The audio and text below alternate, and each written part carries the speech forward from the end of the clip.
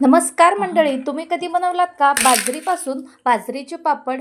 या उन्हाळ्यात बाजरीचे पापड तुम्ही जर बनवलं नसाल, कधीच ट्राय केलं नसाल, तर नक्की ट्राय करा.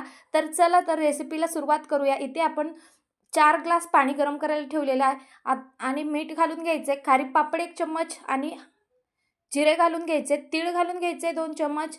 आता हे सगळं घालून व्यवस्थित मिक्स करून घ्यायचं. पाणी उकळल्यानंतरच आपल्याला हे सगळं घालायचं आहे.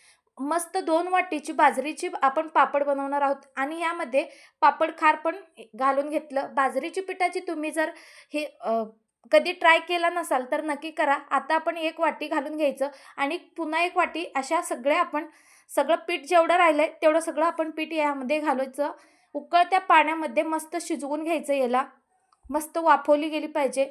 याप्रमाणे सगळं पीठ आपण यामध्ये घालून घ्यायचं. व्यवस्थित चाटूच्या सहाय्याने मी व्यवस्थित मिक्स करून घेत आहे. तुम्ही काही घेऊ शकता. तुमच्याकडे नसेल तर बेलन घेऊ शकता. बेलनाने पण व्यवस्थित मिक्स होते.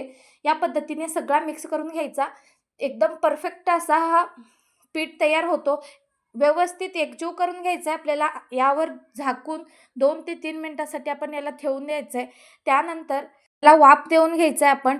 तर सगळे आपण एकजीव करून घ्यायचं आणि याचे गोळे करून घ्यायचे. व्यवस्थित याला एका कॅरी बॅग घ्यायचे. कॅरी बॅगमध्ये घालून व्यवस्थित अशी मॅश करून घ्यायचे. व्यवस्थित मिक्स करून घ्यायचं आहे. मग एकजीव करून घ्यायचं. गरम-गरम असतानाच व्यवस्थित मिक्स होते. आता आपण एक चाळणी ठेवायचं. एक कढईवर चाळणी ठेवून घेतलेलं आहे. त्यामध्ये हे सगळं पीठ आपण रोल करून ठेवून द्यायचं आहे. पीठ वाफवून घ्यायचं आहे. पीठ वाफवून 5 ते 10 मिनिटात आपलं पीठ वाफवली जाते. आता आपण ते पीठ पुन्हा कॅरी बॅगमध्ये घालायचे तोच आणि व्यवस्थित मिक्स करून घ्यायचं या पद्धतीने. हे सगळं व्यवस्थित मिक्स करून घ्यायचं. इथे पाहू शकता व्यवस्थित गोळा तयार होतो.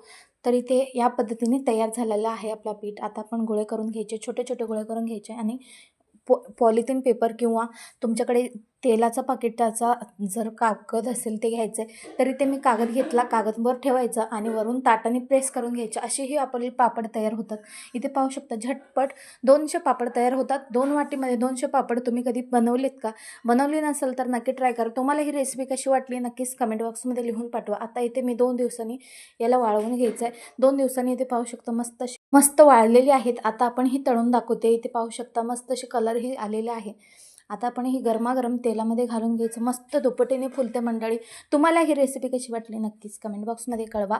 आणि अशाच नवनवीन रेसिपीज पाहण्यासाठी लाईक, शेअर, सबस्क्राईब करा.